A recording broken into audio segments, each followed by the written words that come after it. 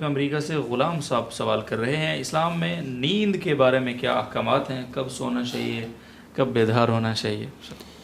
जी, बहुत अच्छा सवाल है और आजकल के माशरे में इसकी बड़ी ज़रूरत है कि आजकल सारे माशरे का जो है ना वो रुख ही तब्दील हो गया है। बाहर के ममालिक में जो तरक्की याफ़्ता कहलाते हैं, जिनके पीछे हमारी कौम के लोग चलते हैं और फ़ख्र महसूस करते हैं, उनके यहाँ तो उमूमी तौर पर शाम को काम जल्दी ख़त्म होता है, जल्दी वो घर लौटते हैं, जल्दी खाना खाते हैं, जल्दी आराम करते हैं, सुबह जल्दी बेदार होते हैं, फ़जर के बाद से उनकी सरगर्मियाँ शुरू हो जाती हैं।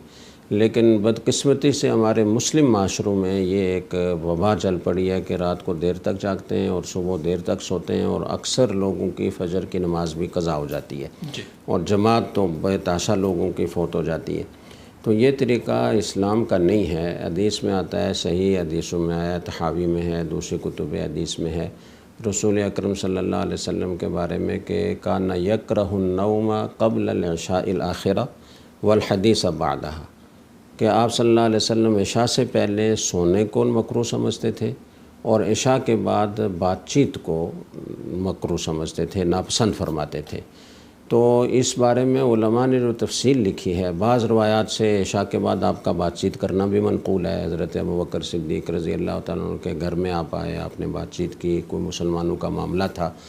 तो फ़ुक़हा ने और मुहद्दिसीन ने ये लिखा है कि अगर इशा के बाद कोई लग़वियात में मशगूल है, कोई फ़ुज़ूल बातों में मशगूल है, किसी मुफ़ीद काम में सरगर्मी में नहीं है, तो ये मकरूह है।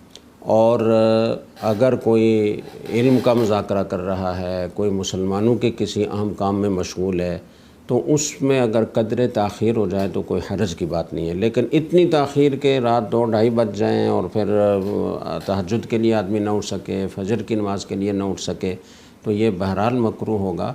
इसलिए कोशिश ये करनी चाहिए कि जिन लोगों को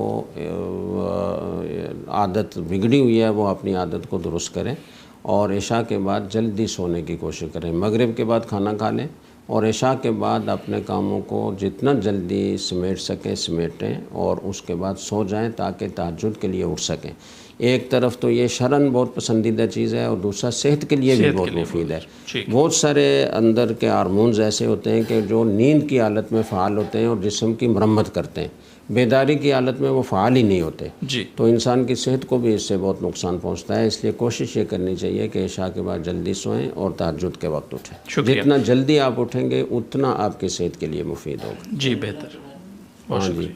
और दूसरा, नींद के अहकाम में एक बात ये भी है कि दिन को खाना खाने के बाद कुछ देर कैलुला, आधा घंटा, घंटा वो आदमी आराम करे। सोना ज़रूरी नहीं है। अगर कोई आदमी कहे कि जी मुझे नींद ही नहीं आती, तो नींद नहीं भी आती तो थोड़ी देर के लिए आप लेट जाएं कैलुला की सुन्नत पूरी करने के लिए।